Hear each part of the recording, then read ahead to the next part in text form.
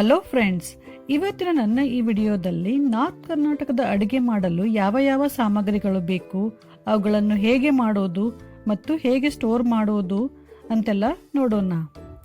ನಾನು ತೋರಿಸುವ ಈ ಸಾಮಗ್ರಿಗಳನ್ನು ನಿಮ್ಮ ಫ್ರೀ ಟೈಮಲ್ಲಿ ರೆಡಿ ಮಾಡಿಟ್ಕೊಂಡ್ರೆ ನಾರ್ತ್ ಕರ್ನಾಟಕದ ಯಾವುದೇ ಅಡುಗೆಯನ್ನು ನೀವು ಬೇಗ ಮಾಡಬಹುದು. ನೀವೇನಾದರೂ ವರ್ಕಿಂಗ್ ವುಮೆನ್, ಬಿಗಿನರ್ಸ್ ಅಥವಾ ಬ್ಯಾಚುಲರ್ಸ್ ಆಗಿದ್ದರೆ ಈ ವಿಡಿಯೋ ನಿಮಗೆ ಖಂಡಿತ ಹೆಲ್ಪ್ ಆಗುತ್ತೆ. ಈ ವಿಡಿಯೋ ಇಷ್ಟ ಆದರೆ ಅದರ ಕೆಳಗಡೆ ಇರುವ ಲೈಕ್ ಬಟನ್ ಅನ್ನು ಪ್ರೆಸ್ ಮಾಡಿ. ಇಲ್ಲಿವರೆಗೂ ಯಾರಾದರೂ ನನ್ನ ಚಾನಲ್ ಪಾಕಶೃಂಗಾರವನ್ನು ಸಬ್ಸ್ಕ್ರೈಬ್ ಮಾಡಿ ಮತ್ತು ಹೊಸ ವಿಡಿಯೋ ನೋಟಿಫಿಕೇಶನ್ಗಾಗಿ ಬೆಲ್ ಐಕನ್ ಅನ್ನು ಪ್ರೆಸ್ ಮಾಡಿ. ಫಸ್ಟ್ ನಾನು ಹಸಿ ಖಾರ ಮಾಡ್ತಾ ಇದ್ದೀನಿ. ಹಸಿ ಖಾರ ಮಾಡಲು ಬೇಕಾಗುವ ಸಾಮಗ್ರಿಗಳು: ಹಸಿ ಮೆಣಸಿನಕಾಯಿ, ಇದು ಜವಾರಿ ಹಸಿ ಮೆಣಸಿನಕಾಯಿ 1/4 kg ಅಷ್ಟಿದೆ. ಕೊತ್ತಂಬರಿ ಸೊಪ್ಪು, ಸಿಪ್ಪೆ ಬಿಡಿಸಿದ ಬೆಳ್ಳುಳ್ಳಿ, ಒಣ ಕೊಬ್ಬರಿ, ತುರಿದಿಟ್ಕೊಂಡಿದ್ದೀನಿ ಒಣ ಕೊಬ್ಬರಿನ, ಕರಿಬೇವು ಸೊಪ್ಪು, ಉಪ್ಪು ಮತ್ತು ಜೀರಿಗೆ. ಹಸಿ ಮೆಣಸಿನಕಾಯಿ, ಕರಿಬೇವು ಮತ್ತು ಕೊತ್ತಂಬರಿ ಸೊಪ್ಪನ್ನು ಕ್ಲೀನಾಗಿ ತೊಳೆದು ಸಣ್ಣದಾಗಿ ಕಟ್ ಮಾಡಿ ಇಟ್ಕೊಳ್ಳಿ. ನಂತರ ಬೇರೆ ಎಲ್ಲ ಸಾಮಗ್ರಿಗಳನ್ನು ಮಿಕ್ಸಿಯಲ್ಲಿ ಹಾಕಿ ಪೇಸ್ಟ್ ಮಾಡ್ಕೊಳ್ಳಿ. ನೀರು ಹಾಕಬಾರ್ದು, ಹಾಗೇನೆ ಡ್ರೈ ಆಗಿ ಪೇಸ್ಟ್ ಮಾಡ್ಕೋಬೇಕು. ಈಗ ನೋಡಿ, ಹಸಿ ಖಾರ ರೆಡಿಯಾಗಿದೆ. ನೀರು ಹಾಕ್ದೇನೆ ಹಾಗೆ ರುಬ್ಬಬೇಕು. ಸ್ವಲ್ಪ ತರಿಯಾಗಿದ್ರೂ ಪರವಾಗಿಲ್ಲ, ತುಂಬ ನೈಸಾಗಿ ಪೇಸ್ಟನ್ನು ಮಾಡೋದು ಬೇಕಾಗಿಲ್ಲ. ಇದನ್ನು ನೀವೊಂದು ಏರ್ ಟೈಟ್ ಡಬ್ಬದಲ್ಲಿ ಹಾಕಿಬಿಟ್ಟು ಫ್ರಿಜ್ಜಲ್ಲಿ ಇಟ್ಕೊಂಡು 1 ವಾರದವರೆಗೂ ಆರಾಮಾಗಿ ಯೂಸ್ ಮಾಡ್ಬೋದು. ಈ ರೆಸಿಪಿಗೆ ಬೇಕಾಗುವ ಸಾಮಗ್ರಿಗಳು ಮತ್ತು ಅದರ ಮೆಜರ್ಮೆಂಟನ್ನು ಡಿಸ್ಕ್ರಿಪ್ಷನ್ ಬಾಕ್ಸಲ್ಲಿ ಹಾಕಿದ್ದೇನೆ. ನೆಕ್ಸ್ಟು ಗುರೆಳ್ಳು ಪುಡಿ ಮಾಡ್ಕೊಳ್ಳೋಣ. ಗುರೆಳ್ಳಿಗೆ ಕಾರೆಳ್ಳು ಮತ್ತು ಹುಚ್ಚೆಳ್ಳು ಅಂತ ಕೂಡ ಕರೀತಾರೆ. ಈ ಥರ ಇರುತ್ತೆ ಇದು. ಒಂದು ಕಡಾಯಿ ಬಿಸಿ ಮಾಡಲು ಇಟ್ಬಿಟ್ಟು, ಕಡಾಯಿ ಬಿಸಿ ಆದಮೇಲೆ ಅದರಲ್ಲಿ ಗುರೆಳ್ಳು ಹಾಕಿಬಿಟ್ಟು ಗ್ಯಾಸ್ ಸಿಮ್ಮಲ್ಲಿ ಇಟ್ಕೊಂಡ್ಬಿಟ್ಟು ಚೆನ್ನಾಗಿ ಹುರಿಬೇಕು. ಇದು ಚೆನ್ನಾಗಿ ಹುರಿದ್ರೆ ಮಾತ್ರ ಇದು ಪಲ್ಯಕ್ಕೆ ಪೌಡ್ರ್ ಎಲ್ಲ ಹಾಕಿದಾಗ ಪಲ್ಯ ಚೆನ್ನಾಗಿ ಟೇಸ್ಟಿ ಆಗುತ್ತೆ. ಹಾಗಾಗಿ ಚೆನ್ನಾಗಿ ಹುರಿಬೇಕು. ಇದನ್ನು ಸ್ವಲ್ಪ ಚಟ ಅಂತ ಸೌಂಡ್ ಬರುತ್ತೆ. ಅದು ಹುರಿಯಕ್ಕೆ ಬಂದ ತಕ್ಷಣ ಚೆನ್ನಾಗಿ ಹುರಿದ್ಮೇಲೆ ಗ್ಯಾಸ್ ಆಫ್ ಮಾಡಿಬಿಟ್ಟು ಅದು ಫುಲ್ ತಣ್ಣಗಾದ್ಮೇಲೆ ಅದನ್ನು ಮಿಕ್ಸಿಗೆ ಹಾಕ್ಕೊಂಡು ಪೌಡ್ರ್ ಮಾಡಿ ಇಟ್ಕೊಳ್ಳಿ. ಇದನ್ನು ಆಚೆ ಇಟ್ಟರೆ 15 ದಿನವರೆಗೂ ಆರಾಮಾಗಿ ಇಡ್ಬೋದು. ಫ್ರಿಜ್ಜಲ್ಲಿ ನೀವು 1 ತಿಂಗಳ ಗಂಟೆವರೆಗೂ ಇರ್ಬೋದು.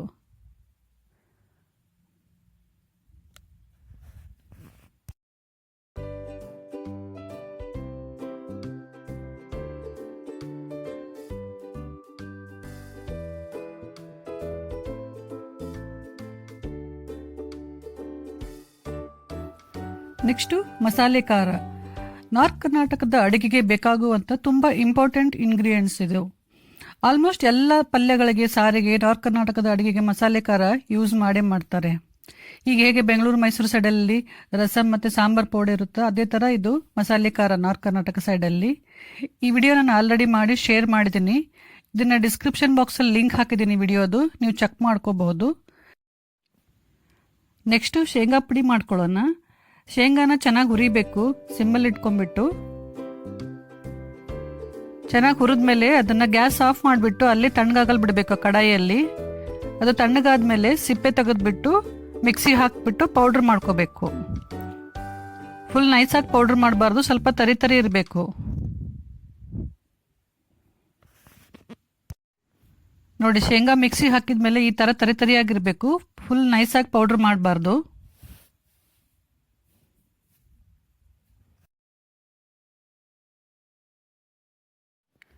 ನೆಕ್ಸ್ಟು ಹುಣಸೆ ರಸ ಮಾಡೋಣ. ಹುಣಸೆ ರಸ ಮಾಡಲು ನಿಮ್ಗೆ ಎಷ್ಟು ಬೇಕು, ನಾನು ಇಲ್ಲಿ 1/4 kg ತೊಗೊಂಡಿದ್ದೀನಿ. ನಿಮ್ಗೆ ಎಷ್ಟು ಬೇಕಷ್ಟು ಹುಣಸೆ ಹಣ್ಣು ತೊಗೊಂಡ್ಬಿಟ್ಟು 10 ನಿಮಿಷ ಅದನ್ನು ನೀರಲ್ಲಿ ನೆನೆ ಹಾಕಿ, ಅದು ಮುಳುಗುವಷ್ಟು ನೀರು ಹಾಕಿ 10 ನಿಮಿಷ ನೆನೆ ಹಾಕಿದ ಮೇಲೆ ಅದನ್ನು ಗ್ಯಾಸ್ ಮೇಲೆ ಇಟ್ಬಿಟ್ಟು 5ರಿಂದ 6 ನಿಮಿಷ ಕುದಿಸಿ. 5ರಿಂದ 6 ನಿಮಿಷ ಕುದ್ದ ಮೇಲೆ ನಂತರ ಗ್ಯಾಸ್ ಆಫ್ ಮಾಡಿ ಹುಣಸೆಯನ್ನು ತಣ್ಣಗಾಗಲು ಬಿಡಿ. ನೆಕ್ಸ್ಟು ಹುಣಸೆಯನ್ನು ತಣ್ಣಗಾದ್ಮೇಲೆ ಅದನ್ನು ಈ ಥರ ಕೈಯಿಂದ ಚೆನ್ನಾಗಿ ಹೆಚ್ಚಿಕ್ಬಿಟ್ಟು ಅದರ ರಸ ತೆಕ್ಕೊಂಡು ಅದನ್ನು ಸೋಸ್ಕೋಬೇಕು. ಈ ಥರ 2ರಿಂದ 3 ಸತಿ ಮಾಡಿದರೆ ನಮಗೆ ಒಳ್ಳೆ ರಸ ಸಿಗುತ್ತೆ. ಮತ್ತು ಈ ಥರ ಮಾಡೋದ್ರಿಂದ ಅದರಲ್ಲಿರೋ ಕಡ್ಡಿ ಕಸ ಎಲ್ಲ ಮೇಲೆ ಉಳ್ಕೊಳ್ಳುತ್ತೆ. ರಸ ಮಾತ್ರ ಚೆನ್ನಾಗಿ ಕ್ಲೀನಾಗಿರೋ ರಸ ನಮಗೆ ಸಿಗುತ್ತೆ, ಹುಣಸೆ ರಸ.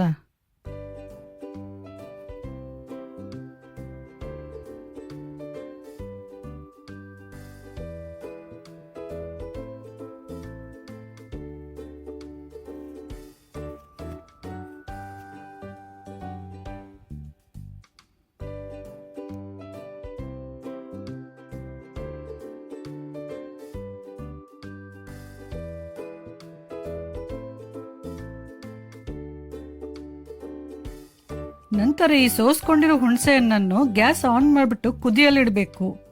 ಇದೊಂದು 3-4 ನಿಮಿಷ ಕುದಿಸ್ಬೇಕು. ಎಲ್ಲಿವರೆಗೂ ಕುದಿಸ್ಬೇಕಂದ್ರೆ ಅದೊಂದು ಸ್ವಲ್ಪ ಗಟ್ಟಿ ಆಗಬೇಕು, ಅಲ್ಲಿವರೆಗೂ ಇದನ್ನು ಸ್ವಲ್ಪ ಕುದಿಸ್ಬೇಕು. ಕೈ ಬಿಡಬಾರ್ದು. ಇದು ಸ್ವಲ್ಪ ಸಿಡಿತಾ ಇರುತ್ತೆ, ಕೇರ್ಫುಲ್ ಆಗಿ ಕೈ ಆಡಿಸ್ಬೇಕು. 4 ನಿಮಿಷ ಆಗಿದೆ. ಈಗ ಹುಣಸೆ ರಸ ಸ್ವಲ್ಪ ಗಟ್ಟಿ ಆಗ್ತಾ ಬರ್ತಾ ಇದೆ. ಅದನ್ನು ಸ್ವಲ್ಪ ಈಗ ಎತ್ತಿ ಸುರಿಬೇಕು. ಎತ್ತಿ ಸುರಿದಾಗ ಅದು ಬೇಗನೆ ಬೀಳಬಾರ್ದು. ಬೇಗನೆ ಬೀಳಿಲ್ಲ ಅಂತಂದ್ರೆ ಅವಾಗ ಅದು ರೆಡಿ ಆಗಿದೆ ಅಂತ ಅರ್ಥ.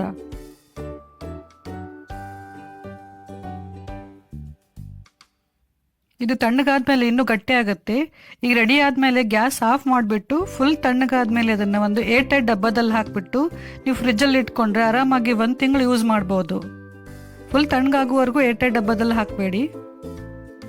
ಈಗ ಹುಣಸೆ ರಸ ರೆಡಿ ಆಗಿದೆ. ನೆಕ್ಸ್ಟ್ ಪುಟಾಣಿ ಪುಡಿ ಮಾಡ್ಕೊಳ್ಳೋಣ. ಪುಟಾಣಿ ಅಥವಾ ಹುರ್ಗಡ್ಲೆ ಸ್ವಲ್ಪ ಅದನ್ನ ಹುರಿಬೇಕು. ಕಡಾಯಿ ಬಿಸಿ ಆದ್ಮೇಲೆ ಅದ್ರಲ್ಲಿ ಹಾಕ್ಬಿಟ್ಟು 1 ನಿಮಿಷ ಇಲ್ಲ 2 ನಿಮಿಷ ಅಷ್ಟೇ ಹುರಿಬೇಕು. ಜಾಸ್ತಿ ಹುರಿ ಅವಶ್ಯಕತೆ ಇಲ್ಲ. ಹುರಿಲಿಲ್ಲ ಅಂದ್ರೆ ನಡೆಯುತ್ತೆ. ಅದು ತಣ್ಣಗಾದ್ಮೇಲೆ ಅದನ್ನ ನೈಸ್ ಆಗಿ ಪೌಡರ್ ಮಾಡ್ಕೋಬೇಕು. ಮಿಕ್ಸಿ ಹಾಕೊಂಡ್ಬಿಟ್ಟು ಈ ತರ ಫುಲ್ ನೈಸ್ ಆಗಿರ್ಬೇಕದು. ಇದು ಫುಲ್ ತಣ್ಣಗಾದ್ಮೇಲೆ ಏರ್ಟೈಟ್ ಡಬ್ಬಕ್ಕೆ ಹಾಕ್ಬಿಟ್ರೆ 1 ತಿಂಗಳವರೆಗೂ ಯೂಸ್ ಮಾಡ್ಕೋಬಹುದು. ಇದೇನು ಬೇಗ ಹಾಳಾಗಲ್ಲ. ನೆಕ್ಸ್ಟ್ ಎಳ್ಳಿನ ಪುಡಿ. ಎಳ್ಳನ್ನು ಕೂಡ ಶೇಂಗಾ ತರ ಚೆನ್ನಾಗಿ ಹುರಿಬೇಕು. ಗ್ಯಾಸ್ ಸಿಮ್ಮಲ್ಲಿ ಇಟ್ಕೊಂಡ್ಬಿಟ್ಟು ಚೆನ್ನಾಗಿ ಹುರಿದು ಅದು ತಣ್ಣಗಾದ್ಮೇಲೆ ಮಿಕ್ಸಿ ಹಾಕ್ಬಿಟ್ಟು ಪೌಡರ್ ಮಾಡ್ಕೋಬೇಕು. ಇದನ್ನು ಕೂಡ ತರಿತರಿಯಾಗಿ ಮಾಡಬೇಕು, ನೈಸಾಗಿ ಪೌಡರ್ ಮಾಡಬಾರ್ದು. ಇದನ್ನು 1 ವಾರ ಅಷ್ಟೇ ಆಚೆ ಇಡಿ, ನಂತರ ಹೊರಗೆ ಫ್ರಿಜ್ಜಲ್ಲಿ ಇಟ್ಕೊಂಡ್ರೆ ಚೆನ್ನಾಗಿರುತ್ತೆ ಇದು. ನೆಕ್ಸ್ಟು ಒಣ ಕೊಬ್ಬರಿನ ತುರಿದ್ಬಿಟ್ಟು ಒಣ ಕೊಬ್ಬರಿನ ತಗೋಬೇಕು. ಒಣ ಕೊಬ್ಬರಿ ತುರಿದ್ಬಿಟ್ಟು ಚೆನ್ನಾಗಿ ಅದನ್ನ ಕಡಾಯಿಯಲ್ಲಿ ಸ್ವಲ್ಪ ಬಿಸಿ ಮಾಡಬೇಕು. ತುಂಬ ಮಾಡಬಾರ್ದು. 1 ನಿಮಿಷ ಇಲ್ಲಾಂದ್ರೆ 2 ನಿಮಿಷ ಅಷ್ಟೇ ಬಿಸಿ ಮಾಡಿಬಿಟ್ಟು ಅದು ಫುಲ್ ತಣ್ಣಗಾದ್ಮೇಲೆ ಅದನ್ನ ಮಿಕ್ಸಿಯಲ್ಲಿ ಹಾಕಿ ತರಿತರಿಯಾಗಿ ಪೌಡರ್ ಮಾಡ್ಕೋಬೇಕು. ನೈಸ್ ಆಗಿರಬಾರ್ದು, ಪೌಡರ್ ತರಿತರಿಯಾಗಿರ್ಬೇಕು.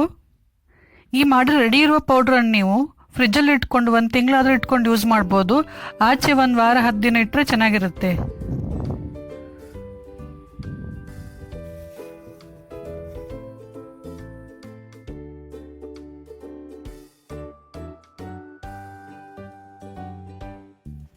ನೆಕ್ಸ್ಟ್ ಬೆಲ್ಲ ಪುಡಿ ಮಾಡೋಣ.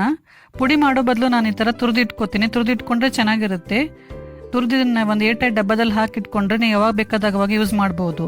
ನಾರ್ತ್ ಕರ್ನಾಟಕದ ಎಲ್ಲ ಅಡುಗೆಗೆ ಸಾಮಾನ್ಯವಾಗಿ ಬೆಲ್ಲ ಹಾಕ್ತಾರೆ. ಹಾಗಾಗಿ ರೆಡಿ ಮಾಡಿಟ್ಕೊಂಡ್ರೆ ನೀವು ಯಾವಾಗ ಬೇಕಾದಾಗ ಯೂಸ್ ಮಾಡ್ಕೋಬಹುದು.